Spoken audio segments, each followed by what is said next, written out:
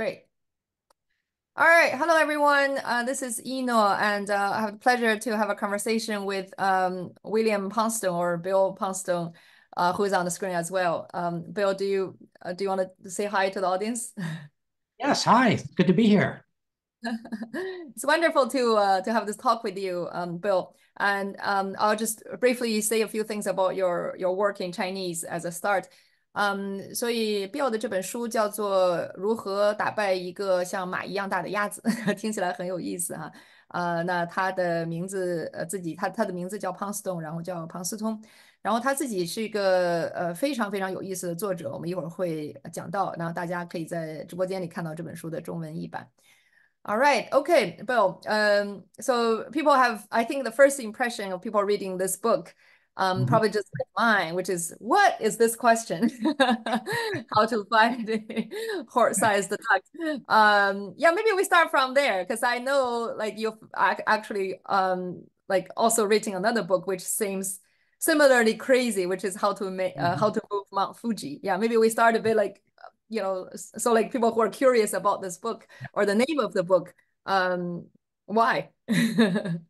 Well, the origin really is a couple of years back. I started getting emails from friends who had been on job interviews.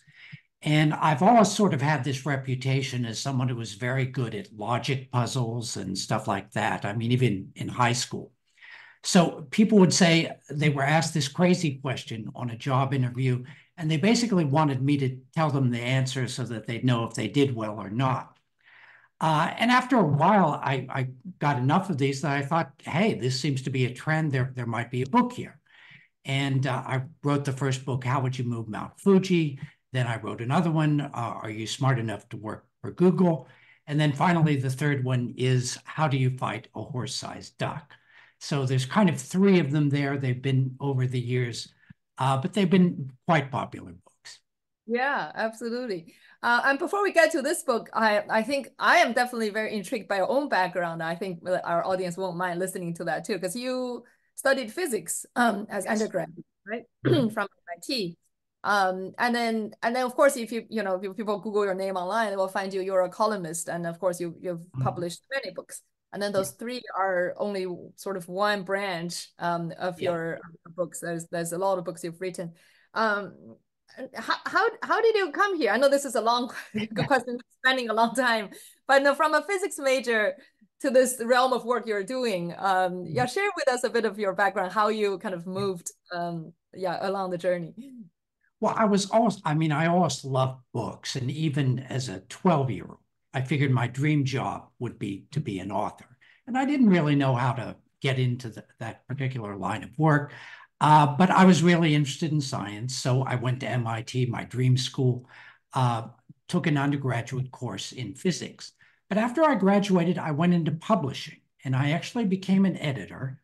And I always tell people I really think that was incredibly valuable because, I went through high school and college without really being told how to write, how to edit your own work, how to say things simply and clearly and all that good stuff. But I did learn that as an editor. And it's been incredibly valuable as an author. I mean, my editors tell me that they really don't have to make the type of changes that they do with other authors. Wow. How did you qualify as an editor, as a PhD, I mean, as a physics graduate? How did you get yourself the first? I guess they just didn't care who they were hiring, and I managed to get a job. But it worked out very well. I was only in it for about a year. Yeah. After that, I sold my first book, and I've been writing books ever since. Wow, I know. Wow, because if you everybody's interested in look up William online, Mhm. Poundstone is his last name. You will see a very long bibliography of his books. And then I think when I was just reading all those title of the books, I need to read that one. There's a long list of things that hopefully more publishers will be introducing your Mhm. work to his audience. All right, now let's move on to the to the series that lead to this one, right? So because I Mhm. don't even know, I'm actually in Tokyo right now. So when you talk about when I read the book, oh, how would meet move Mount Fuji, I had a conversation with my son because I was, wow, there's an author I'm going to have a conversation with, and he wrote this book. I was asking, he's 14. I said, how would you do it if they ask you how to make Mount Fuji, how to move Mount Fuji? He's kind of clueless. I was like, oh, I think the way is to cut into pieces and then move it. Yeah, well, that's usually an element of the common answers. Right. But I think as what you just mentioned earlier, because those are so widely used in job interviews, Mm-hmm. they seem to be odd. And so you decided to write this book, this most current book, the recent book, Mm-hmm. How to Ride a Horse-Sized Duck. Yeah. Yeah, and in the book, you actually had a fascinating overview of the history Mm-hmm. of interviews. Right. Can you tell us a bit like why you started so far deep in reaching to the past when coming to Yeah. analysis? As I started looking into basically the history of interviewing and what sort of questions do you ask, what if anything really predicts how someone is going to perform on the job, I kept going further and further back and finding that it's not just the tech companies that invented this. I mean, you had it way before that, going back to Thomas Edison. And Edison was kind of notorious. He had this questionnaire that was basically trivia questions. Things like, how far is St. Louis from San Francisco? Which even if you're in the US is not something you normally know.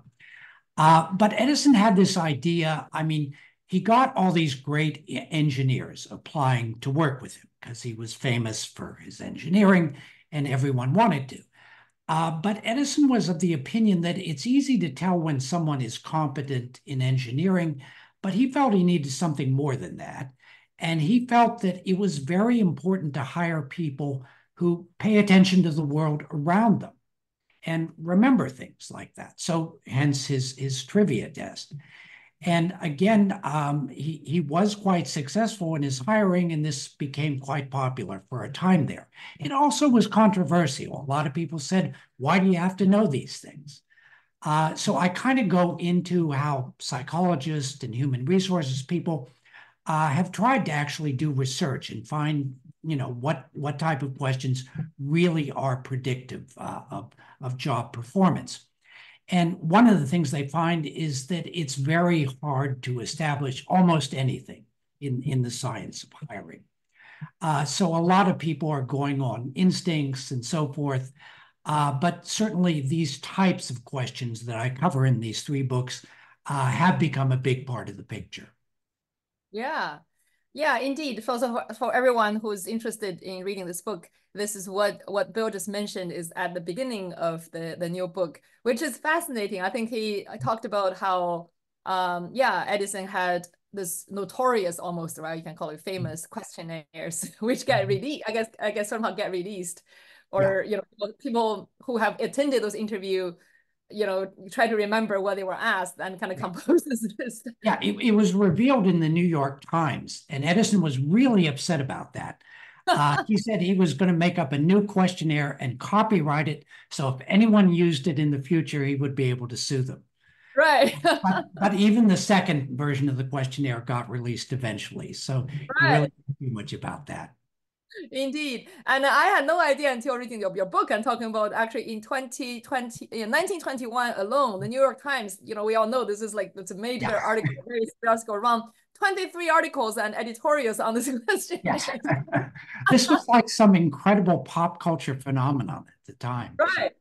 Yeah, yeah. So as you said, because your second book is how, are you good enough to be, I guess, for Google? And then I think that the Edison's firm was sort of the Google equivalent back then, right? Yes, very much so. Yeah. Yeah, so people all wanted to know, oh, what kind of what is this genius coming up with to test people? And then, am I Mhm. good enough? But as Bill just mentioned, actually, it's almost laughable because actually there's no evidence that those, how well you answer those questions actually, correlate to your competency, especially around that time. Those trivia questions is really based on, I think you named it very sharply and saying this is basically a affluent mailman's world, right? So Mhm. like, I would know Yes. those facts. And then there's the questions like which countries, surround France. Like, like Yeah. you have to be sort of in certain class. Right. But then that has moved because then, from the Edison sort of that cultural phenomena and going to this sort of questions. I think you have a word called, is that Barnum effect? Did I remember it right? Meaning basically showing that it's not working. What is that? Oh, Barnum? Barnum effect is what you're talking Barnum. about. Yeah, yeah, yeah. Do you mind talking a little bit about that? I think it also that's also a very interesting twist there. Yeah, Barnum ran a circus and was kind of a showman in the US, and he loved to fool people. So he was kind of notorious for that. And the Barnum effect means it's very easy to fool people when you come up with any sort of psychological evaluation. They've done psychology tests where they will give people, they will ask people to fill out some sort of test, and they'll say, this is a psychological evaluation, and here's what we found. And they'll say things like, we found that you're someone who is very confident, yet you have insecurities, and you feel that you don't always communicate with people the way you want, and things like that. And people will say, yes, you nailed it. That's totally the way I feel. But these things were just taken randomly from like astrology magazines or something and really had no effect whatsoever. But still, people want to believe it. If you tell people something that's kind of generally upbeat, generally what they want to believe, and present it with authority, it's very easy to believe that. So I think in all these fads in hiring, there's certainly an element of that going on. Yeah. No, indeed. And then I think also because it's interesting, as if you're reading about history, but it's not history. Even today is the same, right? Yes. That's why. Human nature doesn't change much. Right. Even like that's why the palm reading industry is so big. Yes, definitely. Okay, so that's kind of talking about the absurdity, but I think that's also then you move on. There's a part of the book that talk about sort of the discussion of being fair, right? Because I think we're saying we know, like for example, the Edison's story. Obviously, that approach isn't fair because if you are not in that particular class, there's no way to know those facts. Although but this is probably common knowledge for him. And then there is this whole discussion, I think, around the whole race norming from 1970s and then was canceled in 1991. Yeah, and then maybe tell us about that piece of history, like why then suddenly, when people are reflecting on those questions, they're trying to be more fair, but then the attempt at trying to be fair created more problems in interviews later on. Yes, in the 1970s, there were a number of very key lawsuits in the US. One involved Duke Power, which was an electric power company. And they were just blatantly discriminating against their Black employees. They paid them less and everything else. With the Civil Rights Act, it became illegal to do that. But they sort of tried to get around it by saying, okay, we're going to require people to pass an IQ test or have a college degree in order to get into the higher amount of salary and the better jobs.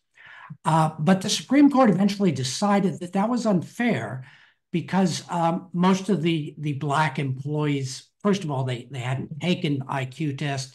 They weren't really, schooled in that. They were much less likely just economically to have a college degree. So the point was that they were, in effect, discriminating against these people for no really good reason.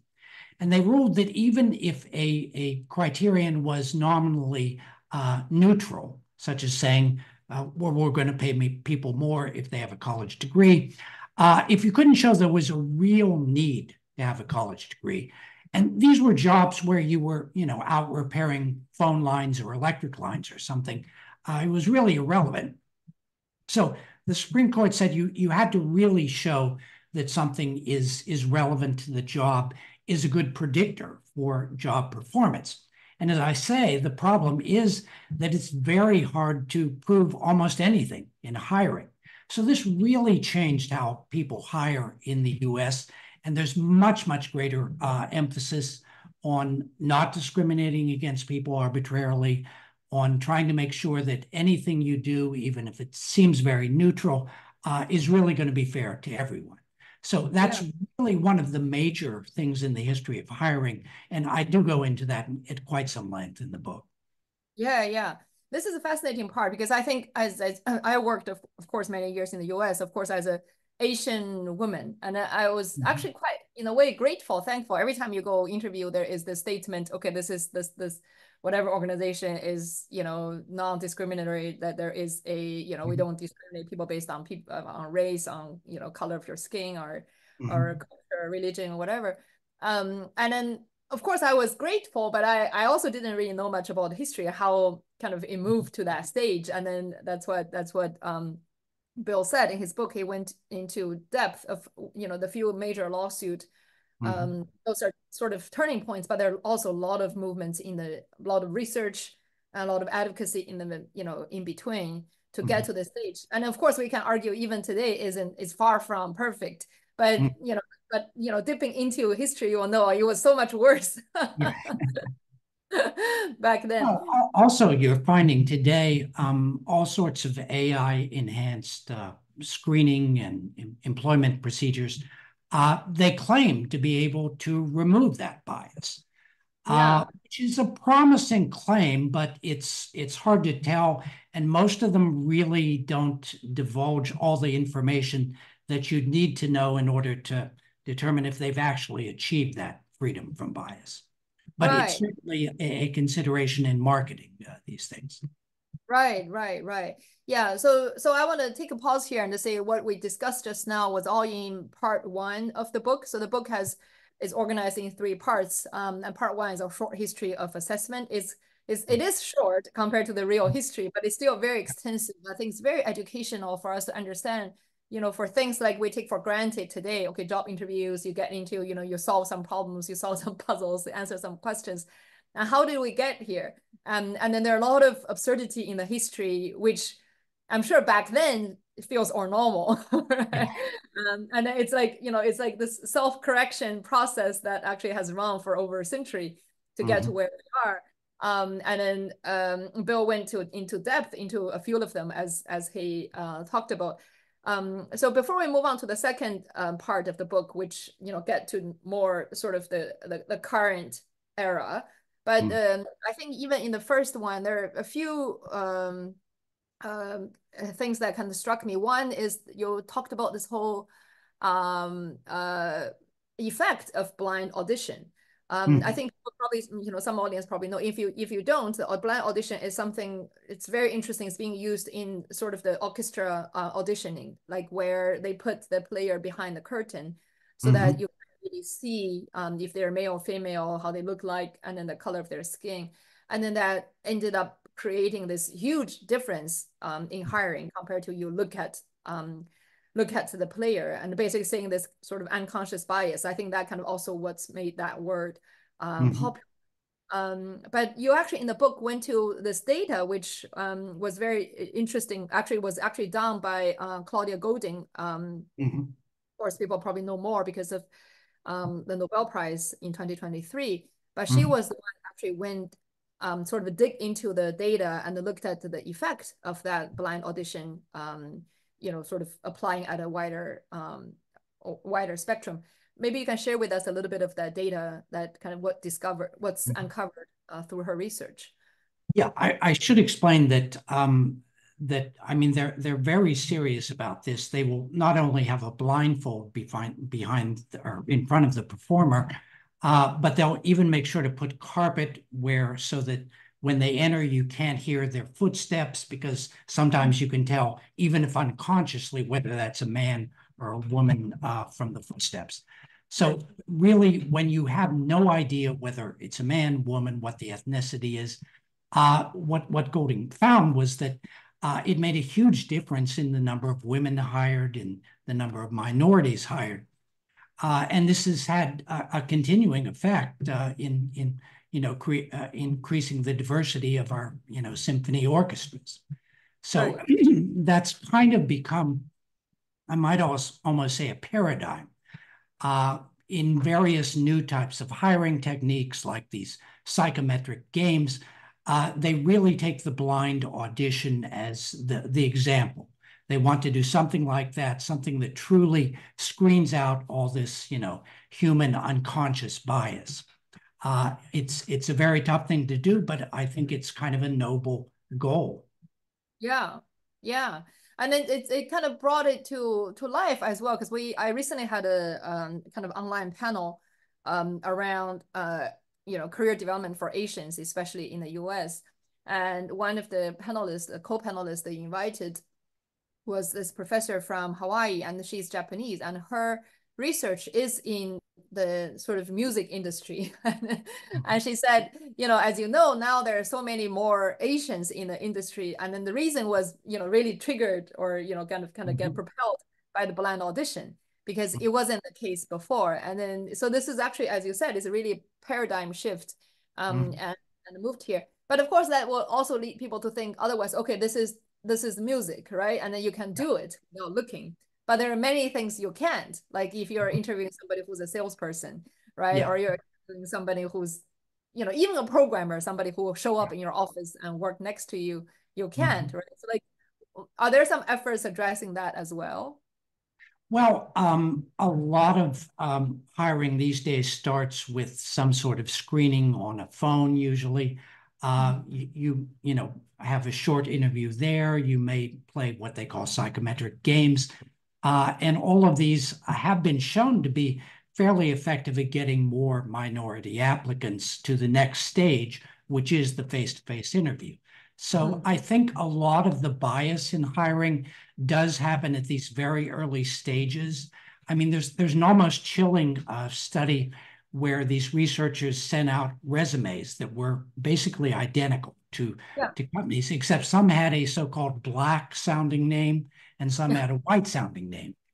And invariably, they found that the white sounding names were much more likely to get callbacks. And this was just as true at companies that have, diversity and equity and inclusion in their mission statements.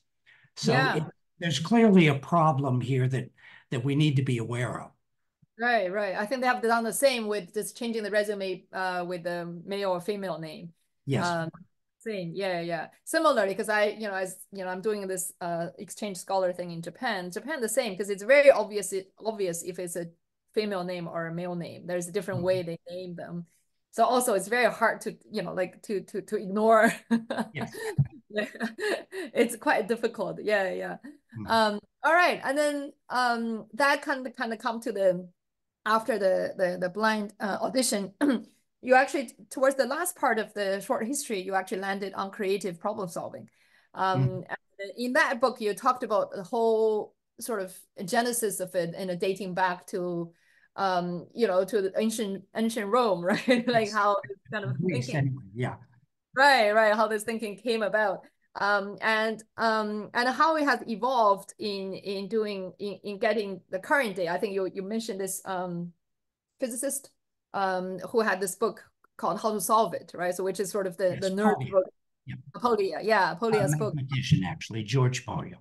George Polya, yeah, on how to on the book. I think the book was 1945, right? So it was that sounds about right, and it still sells quite well. Right, so it was meant for more for the public, right? So it isn't meant as a Yes, it's a very simple, easy to understand book, and it gives just various techniques for solving pretty much any sort of problem that requires creative thought. And I actually took many of his basic tips and incorporated them into this book because they do apply to many of the questions that are being asked in job interviews. Right. And then but I have a question. I want to know a bit of your thinking process. Why do you put creative problem solving into the short history part? Is it because now this is more the current day, how the assessment has evolved to creative problem solving? Yeah, well, I want to show that there's kind of nothing new under the sun. And when you look at any of these things, you find that they do have precursors, even if they seem like a very 21st century thing. In fact, the interviewers who ask these type of questions will often tell you that they're looking for 21st century skills. And by that, they mean, creative problem solving, even media literacy, being good at collaborating, all sorts of things like that. But they really do have a history behind them. Yeah. And then the history is very consistent. I think going back to, Yeah, I think that's what Bill is trying to get to in this book, and it's just saying like all those 21st century skills. If you ask if you dig into what they're asking, those are things that's been stated many times very clearly in the past. Yeah. I And want to show that. part of what that means is that creative problem solving is not a total mystery. I mean, Right. there are certain techniques you can use, techniques you can learn. So even Yeah. if you're not good at it, it's not a permanent thing. I mean, you can really train yourself on that, which Yeah. is an important thing to know. Right. Right. Yeah, indeed. I think that's part of the point of this book, right? So if you if you read this book, understanding what's kind of the underlying thread of those questions, and Yeah. then you can train yourself. You can ace any interview. I mean, it is a self-help book in the sense that you don't have to be good at this to start. You can read the book and really learn how to be like these people who are so good at answering these questions. Yeah, absolutely. I want to read. I actually copied a excerpt from your book and talking about how Polya, when we talked about the in his book How to Solve It, and talk about the 21st century problem solving, right? But of course that's 20th century. But he basically says, I'm going to read it aloud. What's in the book? He said Polya says that the first step of problem solving is to understand the problem. Okay, pretty clear, right? Understand what you're Yeah. doing. And the second is to make a plan. Okay, once you know the problem, you make a plan. And the third is to carry out the plan. Yeah. And then you're saying with luck, it succeeds. When it Yeah. does, yeah, Polya suggests looking back at the problem and the solution and Mm. ask whether you can learn anything from the experience. Mhm. And then it ends it saying problem solving is a lifetime thing and you should try to learn from every success or failure. Mhm. Yeah, it's very succinct and it's very true. Yeah. You Well, can't it's depart. also, as I say, it's also very helpful in an interview because Right. one of the first rules in an interview is that you've got to keep talking. You've got to, articulate what's going on in your head, even if you're kind of panicking and don't have any idea what to say.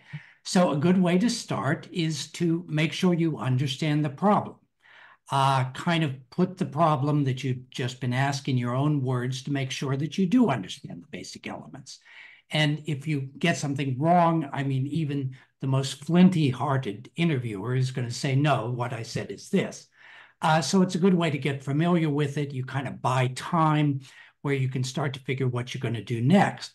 And then you start to have a plan and you can articulate that plan, which is another way of, kind of passing it in front of the interviewer. Usually from his body language, you can get an idea of whether you're on the right track or the wrong track. I mean, it's like the game where you say you're hotter or you're colder. You can get a lot of clues that way. And then you basically carry out that plan and hopefully you come to the solution. Yeah. Here you go. That's so true because when you were talking, I just remembered that's exactly the advice we give to interviewers or I guess candidates who came to interviews. That's back, like a decade ago in my McKinsey time. I think the first thing you do in any interview, if you ask your question, is to basically articulate the question in your own words and confirm if this is what they mean. Because oftentimes the interviewers, the candidates are so nervous that they say if they feel like if I ask a clarifying question, that means I'm done. Okay, Yeah. that means I didn't get what they're asking. That will be negative Yeah. on their impression on me. But it's actually the opposite. If you might just go down the wrong rabbit hole if you Yes. didn't know what the question was. But that was a very common mistake. It's very simple things like that actually can really save you an interview. Yeah. No, But absolutely. A big part of succeeding in interviews is managing your own psychology. And, it's normal to be a little nervous, but you have ways of dealing with that.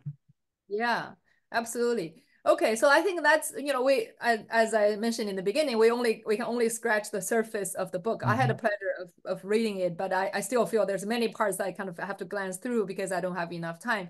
And there are a lot of references in the book, so do get a copy of the book. 大家可以在直播间买到这本书的中文版，非常非常有意思啊！这里面的很多我们讲到的内容在书里都有。Okay, that was my chipping Chinese sales pitch. Much Okay, appreciated. yeah, so that's the first part of of the book about a short history. As I said, I think even although it feels like it's a history, but it really talks about how the current day interview questions has become what it is now. As Bill has mentioned, there's nothing new under the sun. Even things get, like a new sort of a new package of 21st century, whatever, but actually the essence, what people are trying to get to, or what they're trying to, the quality they're trying to find is in essence very similar to the core questions people have been asking since like thousands of years ago. and approach are similar too at a fundamental level. Of course, the problem on surface is different, right? So you are faced with different type of real world issues, but the gist of it is the same. So I think this first part of the book gave sort of have shown this golden line of kind of evolution of how interviews has evolved. Alrighty. Again, and then now I want to move on to the first part of the book. First part of the book, Bill named it mind games, and then it was very interesting because it starts. The book is very readable. It's very fun to read. For example, the second book talked about how this German psychologist Wolfgang Köhler was, marooned in the Canary Islands with 9 chimpanzees. Tell us why you start with that story and what is that story? Well, that's about the whole idea of a conflict move. This psychologist would perform experiments on the chimpanzees where he would take a banana and kind of hide it in various places, and the chimpanzees would have to find it or find a way to get it. And he found that when he would put the banana behind like a fence or a cage or something, the chimpanzee would start by just staring at it through the cage and realize he couldn't reach and get it. But then he realized he could go around the fence and get the banana. And this is what's known as a conflict move. To solve a lot of types of problems, you have to do something that seems wrong. You have to go further from the solution in order to finally get closer and then get the banana. And this is a very basic principle of problem solving that's involved in a lot of the questions and psychometric games that I'm talking about here. And I think it's maybe the quintessential idea that's at the center of all really creative problem solving. Yeah, it's going around, and then you mentioned this case called the Tower of Hanoi, which is a game, which is in essence similar, right? Yes, it's a game. It's an actual physical game where you've got these discs on various rods and you have to move them according to certain rules. But now they've adapted it so that you can do it on your phone for job interview screening. And it's exactly about these conflict moves. The way to succeed is invariably to move the disc in ways that seem wrong, but are actually essential to actually arriving at a solution. Yeah. I think for people in the Chinese culture, they're familiar with this one too. There are many kind of games or even like toys are like that. And the Hanoi Tower is one. And I was fascinated to find out. I'm actually from Vietnam, but that's the name it was marketed by. Yeah, I know exactly. That's what I learned from your book. It's nothing to do with Hanoi. I don't know why they find maybe Hanoi is a fancy Oriental name or something. Yeah, I guess so. But it was saying that exactly. So basically meaning like 我们叫中文叫迂回啊. There's a Chinese word for it too. Like how do you actually go around a problem, or you almost you have to go west if you want to go east, but you have to go first, and then that's how where you discover the key and come to the east the part of it. So and this part is called talking about taking a detour. So I think again I want to say in this book is in the second chapter, I think Bill is trying to, well, I'm putting words in your mouth, which correct me if I'm wrong. Like I think you were trying to kind of show different type of mind games, right? Yes. And by that I mean the games that are actually used for screening in job interviews. You generally have to go to a certain website on your phone, do these various games, and if you get a high enough score, you'll then be asked to come in for an actual interview. Right. Yeah. So those part, I think in a way, when I was reading this book, I was like, wow, like if I don't know how I made it into McKinsey myself, but I should have read this book. Have read this book because basically I think Bill is trying to in this second chapter and talking about the different kind of mind games and Mhm. what's the sort of the essence of it, right? So like on surface, it could be different kind of websites and different kind of like, you know, a form or formats. But Bill is trying to, in this chapter, in this part of the book, and talk about, okay, for example, that when we talk about taking a detour and talking about that category of strategy works. And then the second, then move on. So that's what you're trying to convey to the readers in the second part of the book, Yeah, right? very much so. Already. Okay. And then also I think I want to say in addition to what we just talked about in theory, but there's the book is very rich in all kind of examples and sample questions you could ask. And then so like I was even thinking if you have children at home, you know, like or you know, probably they don't have to they have to be certain age. They can't be too small. 3-year-olds may be too difficult. But you have like teenager children or somewhere around that time frame, it will be fun to do some of them with them too, right? No, I mean, why all three books kind of appeal to me is because it's a very practical thing, but it's also a very fun thing if you're at least into puzzles and so forth. So there's a real entertainment value as well as something very practical. Right, exactly. And then actually in current day, there's a lot of those games are actually already adapted online. So like people actually can Yes. find one online in doing that, right? Yes. Okay. And then the second part of we talked about the first one of taking a detour, and then you come to this part called Explore, Plan, Act, and there was this air pump or air Yes. a balloon game, right? Can you explain a Yes. bit like that? Why you putting that game as an example? Well, it's a game they actually use in screening people for certain jobs. The way it works, you press a button that blows up a balloon on screen. And each time you press the button, the balloon gets a little bigger. But at some point, and it's a random point, you don't know when it's going to be, the balloon burst if you do one too many pushes. So they ask people to try and blow up as many balloons as they can without bursting them, because then you'll get, points. And they found that this is a good measure of someone's attitude towards risk. And they've also found, or at least it's claimed, that your scores on this particular game correlate to certain job descriptions. So they try to match people who have the right risk profile for a particular job. So this is one way. There's no right or wrong answer to this, but if they're trying to match you to a particular job, this supposedly can be very useful. Yeah. And there's even a big acronym for it called, Yes. called the BART score. Yeah. Yeah, but as Bill said, I think many of it was eye-opening to me reading this book, is saying like lots of those tests actually has very extensive psychological research Yes. behind it, right? So this particular one called the BART, called basically Balloon Analog Risk Task. Yes.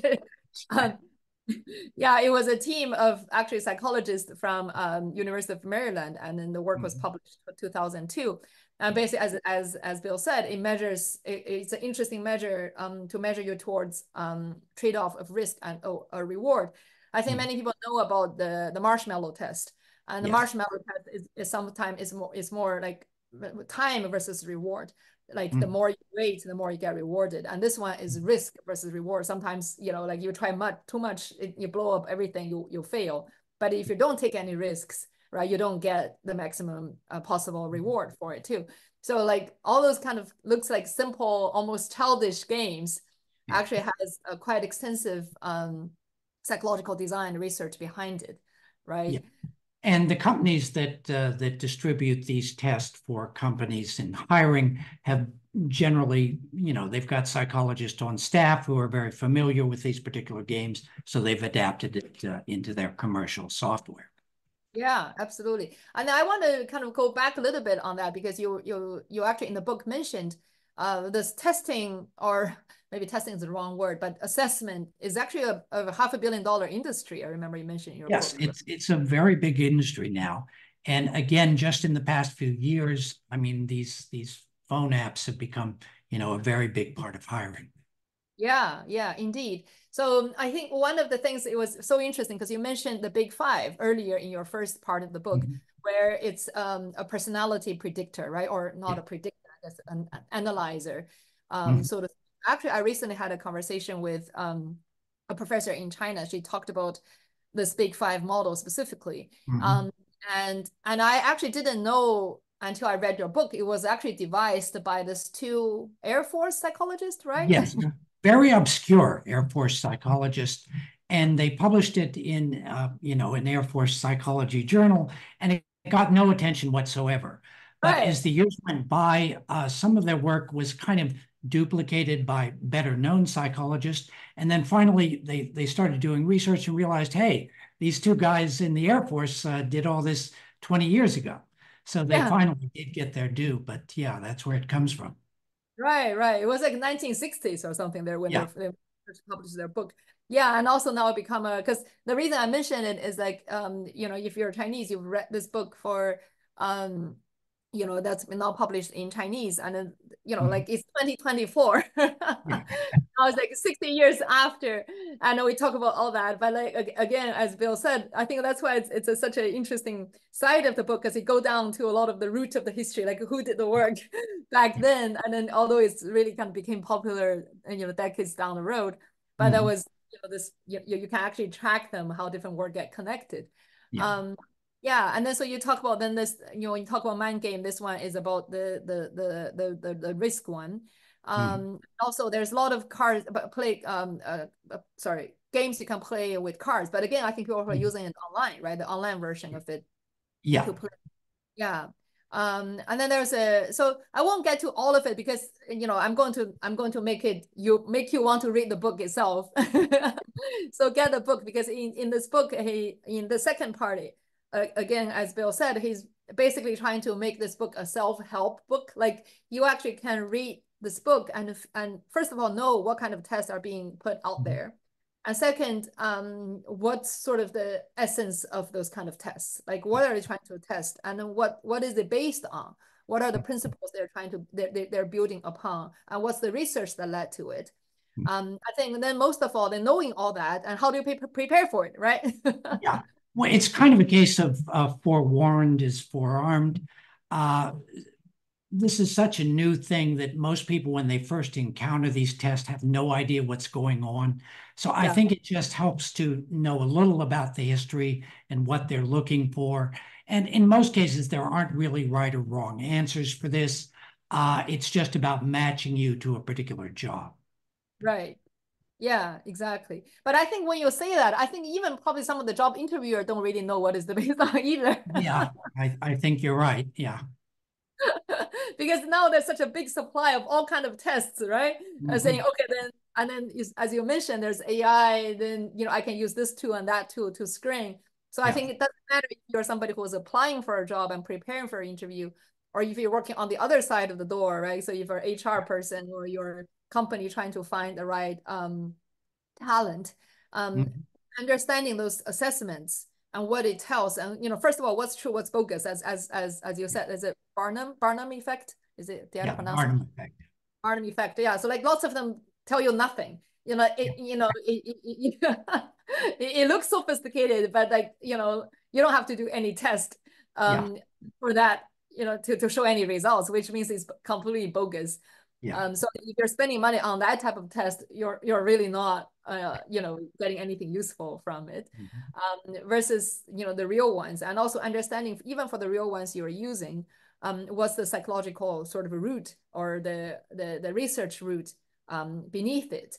So how to kind of almost decipher the results, right? Yes. All right. Perfect. And then I think I want to go take one more here, because I think that was also a fascinating one you mentioned earlier too, which is the one you give money. You take you and your partner, between $0 to $5. I think you give them some money. Then maybe explain that game a bit, because I think that's also very revealing. Seems to be a very simple game, but tells a lot. You're given, supposedly, I mean, this is virtual money, but you're given $5, say, and you're allowed to give part of that to another person. And any part you give to that other person will be tripled in value. So if I give you $2, it'll magically change into $6. But then you are allowed to give me back something as well. So the question is, how much would I give to you? Now, logically, if we were cooperating, I should give you the whole $5. It would become $15, and then you could maybe give me back 7.5, and we'd both be ahead. Yeah. Of course, we're complete strangers. We don't know each other. We can't confer on this. So the question is, how much do you just trust someone who may be a stranger? And that's basically what this measures. And it's believed to be a good measure of how well you get along with others, whether you're very individualistic or more collaborative. And they say that if you're in a financial occupation, usually those people will not give very much money because they're, kind of self-centered in that way. But if you're something like a school teacher, a nurse, a very nurturing profession, usually they give a lot of money and hope to get more back that way. So in that sense, it makes, the rationale makes a certain sense, I think, in terms of deciding who's going to be good for a particular job. Yeah. Yeah. And I'm surprised to find out, I think you mentioned in the book that the average like money amount that people give out. I think, before I reveal that, if you're listening to this conversation, you should ask yourself, like, how much are you willing to give out to the partner? Like, again, you don't really know how much they're going to give back to you. And I think the average data is about half, right? Yeah. Yes. So most people are pretty collaborative that way. They are willing to put their trust in a stranger. Right, right. But I'm actually very curious. I don't know if they've done that. I wonder if they can further dice the data. Let's say if you separate it by age or by gender or by culture or by that, I'm very curious on what that data would look like. Or are they all half, or like in certain cultures or certain age group, depends on your life experience, or of course you also mentioned by profession. Like what's the data I've seen, and I think this is mostly in the US, women are somewhat more willing to give more money than men on average, and younger people are more willing to do it than older people. I see. Which okay. kind of goes in with some of the stereotypes, I guess. Right, right. Wow, that's interesting. Okay. And as I said, in the second part of the book, there are many, quite a few. Basically, I think Bill has categorized different type of archetypes of mind games. And then there are examples of, you can understand what kind of games are being asked. And also, as we mentioned, and Bill also go very deep into how those games were developed and what belief it's based on. What are they trying to test? Right. Yes. But I think I wonder, one of the questions I have though, Bill, is that, like, can you really prepare for this kind of questions? Because almost sometimes it feels like they're like that giving your partner money thing. It's more a testing of almost kind of who you are, rather than like I'm not going to change my answer. And if I change, I'm kind of manipulating the test, right? So the only reason you would have to change your answer is if you know that the profession you're trying to get a job in corresponds to a certain type of answer in it. But even in then, I mean, I don't see there's a whole lot of incentive there. I mean, you should these are personality tests. You should be yourself. And, if they match you to a different sort of job, so be it. Yeah. Yeah. But you also did mention, I think also somewhere in the book, I don't remember where, that it does have certain sort of factor. For example, if English isn't your first language. Yes. Or is there, certain connotations that you don't understand what they're asking? Those type of questionnaires actually come across, and people would stumble on that. Yeah. But I guess that's difficult to address. Or are there efforts in addressing those as well? Well, I'm not sure that they do that in the commercial software so much, but in my book, I mean, I think it is useful to be familiar with the underpinnings of each game, knowing what the rules are, because they don't often explain it that well. You kind of need a moment to let it sink in. So it is helpful to know what you're going to be dealing with in advance. Yeah, yeah, absolutely. Great. So again, as you probably, I think this is almost like a test prep book for going into an interview with unknown tests, right? But like, this is only those categories. I think that's what this book is trying to do. All right. I think now we move on to the third part, which is puzzles. And is it mind games? What's the puzzles? And sorry, I don't. Anyway, this puzzles part where I think I'll cut to the chase where this is the name of the book comes across, right? That was one question. Is would you rather fight one horse-sized duck or 100 duck-sized horses? First of all, is this a real question? I suppose it is. Yes, it's a real question that I've heard from several people who have actually encountered it. Right. And I guess the way this question works is that you're supposed to use your ingenuity to find a way of answering it that isn't totally stupid. Certainly, one way of interpreting it is metaphorically. Would you rather have like one big problem or many small problems? And you know that sort of makes sense. If you're dealing with the public, you probably realize that it's just as hard to deal with many problems as it is to deal with one big problem. So maybe you'd rather have the one big problem, and that could be a sensible answer for something like this. But there's other approaches to take. You could look at it kind of scientifically and rather literally. You can figure that a horse-sized duck would be, you know, huge, and based on change of scale, it probably would have trouble just moving because it wouldn't, the duck legs wouldn't be able to support the weight of a horse-sized, you know, duck body. So in that case, a horse-sized duck really wouldn't be much of a threat. And you could worry about those 100 duck-sized horses because they would be much stronger relative to their weight and dimensions. And you know, if there's 100 of them, so you should be afraid of them, I think. Yeah. Yeah. But I think the essence of this question, I think you also said it in the book, is that I think for somebody who's encountering this question, the first thing you need to know is that there isn't one correct answer. Yes, right? So obviously not. Question. Yeah, there is but I think that's a very important preparation, because especially for people who in the East Asian culture, there is one right answer. Okay, so like, because all the tests come up to an answer, like you choose C and then that you're right, A, B, D are Yes. wrong. Or there's a certain value you're after. But I think all those kind of questions, that's the first principle. There isn't a right answer. Isn't okay, the horse-sized duck is the better one to fight. There isn't such a thing. But rather, the questions are designed for the interviewers to understand almost the layers of your thinking. Yeah. Right.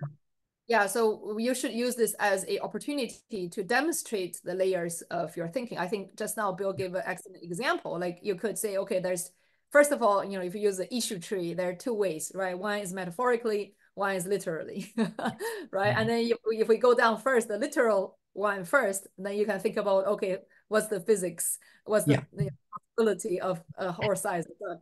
And that's how because I was testing with my kid this morning this question, and that's how they reacted. They said, "Oh, you know, a horse-sized duck will collapse." So you know, well, that's a good answer. so like, you know, I'll fight that. It's very easy, and I don't need to fight. It's going to die on its own. And then, or you can say, yeah, you know, tiny horses are more pesty and all that, and you can go up to the second tree, a branch of the issue tree, and saying, oh, you can also say this metaphorically. This is one big problem or a lot of small problems. I think by just articulating through this thinking process is sometimes what interviewers are looking for. They say, oh, this guy or this gal isn't, you know, like I'm going to throw the right answer, just, you know, gave me the score. But this is the way he or she can think about it, and then the multiple layers they can break down into understanding the problem. But not, and also each level they break down, they actually have, you know, a rationale or, you know, a foundation to it. It's not just random, you know, kind of throw of ideas, but there is a structure to thinking, right? Yes, Joe Spolsky, who was a longtime interviewer at Microsoft, told me that the point of these offbeat questions is really to have a conversation. And from the conversation, you can tell how talented the candidate is. So Yeah. again, it's not that there's one answer they're looking for, it's how you justify what you do say. Yeah, yeah, indeed. I think that's why you in the book you said it's interview riddles often work like essay questions.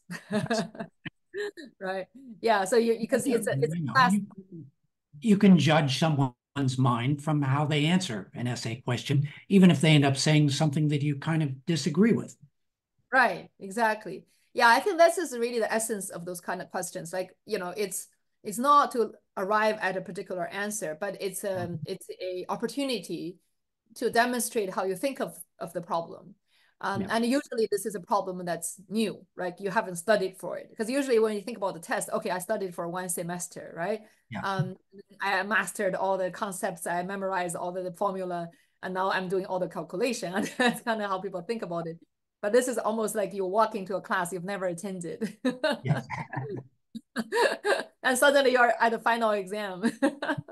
But the essence of the question are different. I think that's what you're trying to convey. Like basically, how do we mentally adjust to this type of questions, and how do you really approach it? yeah. Well, some people, I mean, it is very hard. If you're used to the idea that there is a right answer to everything, I mean, Yeah. you sort of have to realize that this isn't how a lot of these questions work. Yeah, exactly. So I think that's the core around all this kind of looks like it's a puzzle, but it's Yeah, not like solving a puzzle because solving a puzzle you can do it on your own there, and there is a sort of a perfect answer, right? Because if you're solving a yeah, puzzle, there is an answer. You have to put it together this way. yeah, And but actually in lots of the questions, they're not like that. yeah.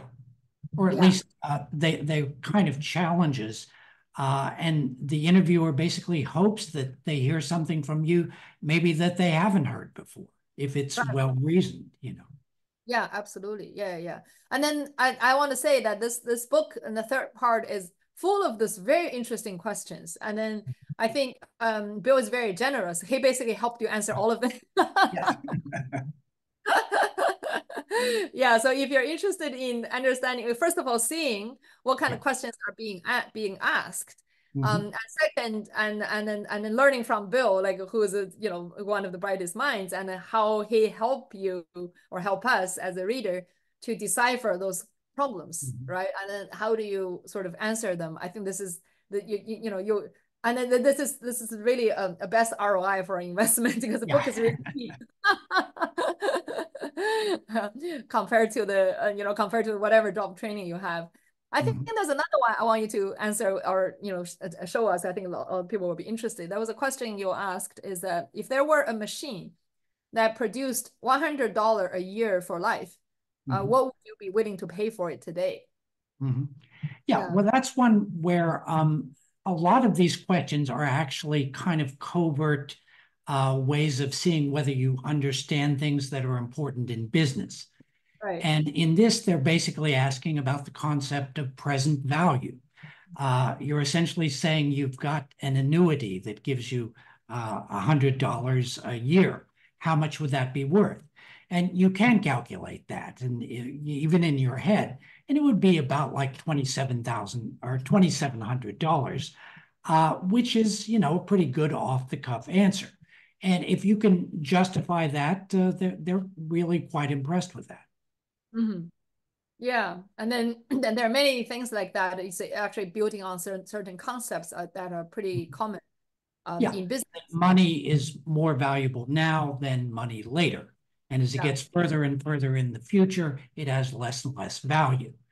And yeah, again, no matter what sort of business you're in, that's something you're going to have to deal with. So they want to make sure that their employees are at least, have some familiarity with the concept. absolutely. Yeah, and then there are other parts of this third chapter around a third part of the book around, for example, how do you break a big problem into smaller parts, right? And Mhm. also a lot of how to questions like I think one classic example is Is this one sort of that category? I think so. Like how many people could you fit in Texas?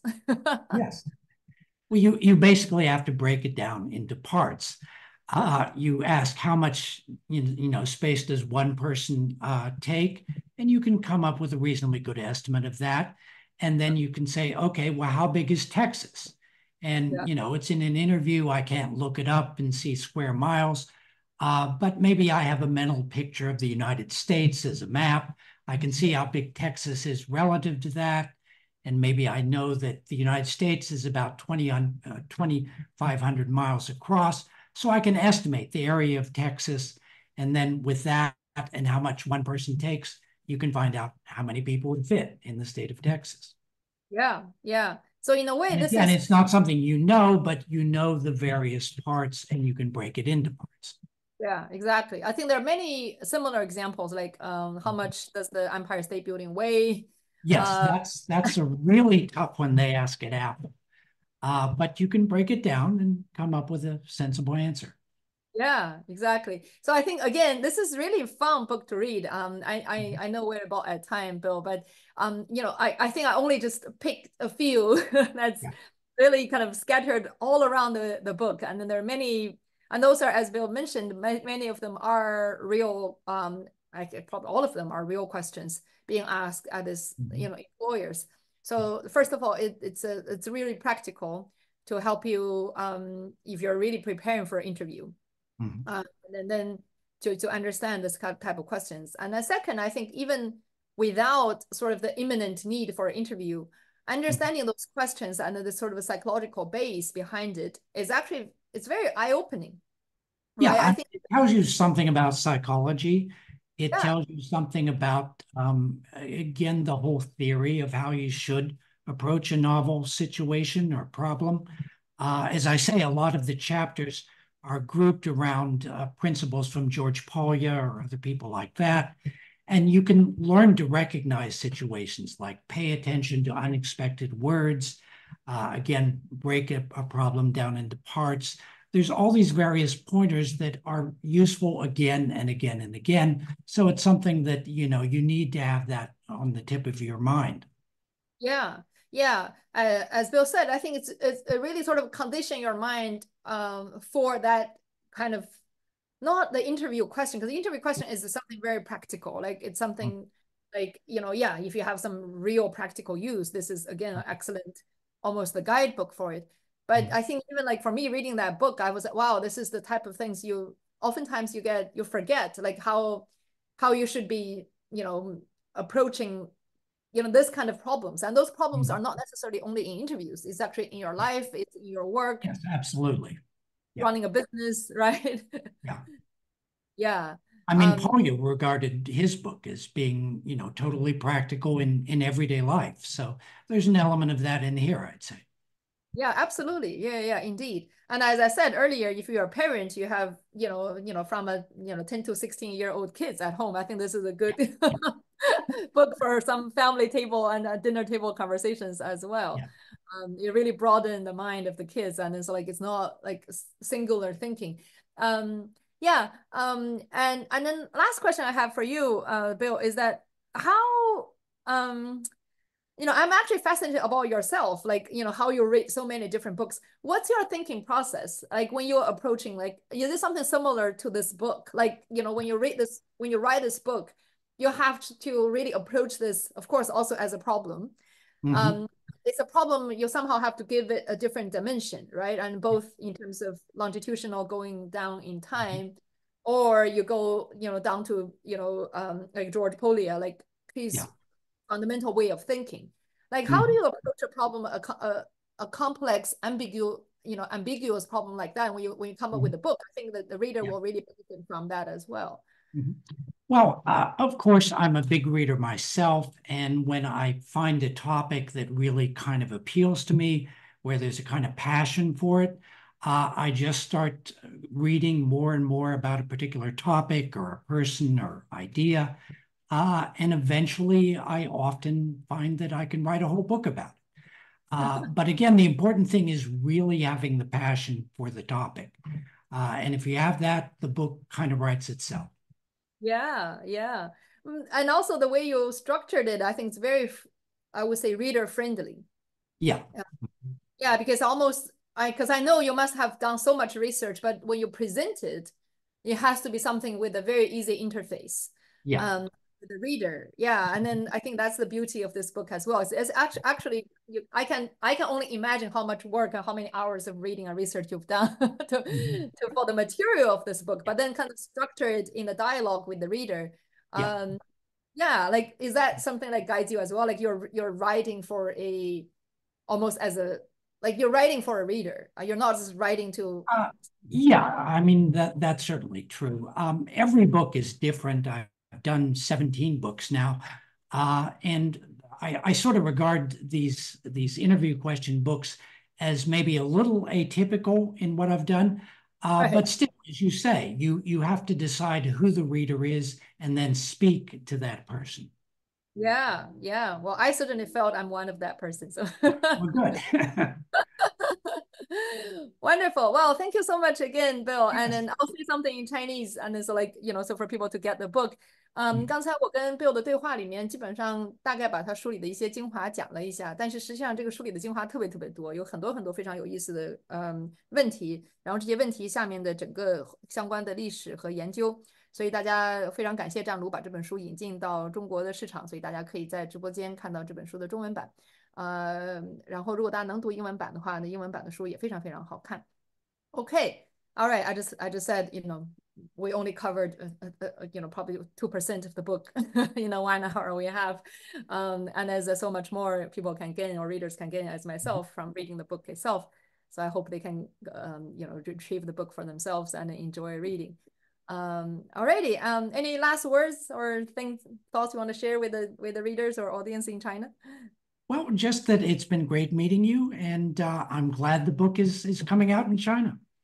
Yeah. Alrighty. Okay. Thank you so much again for all the work behind it, and then we can be on the receiving end of all this wisdom. Great.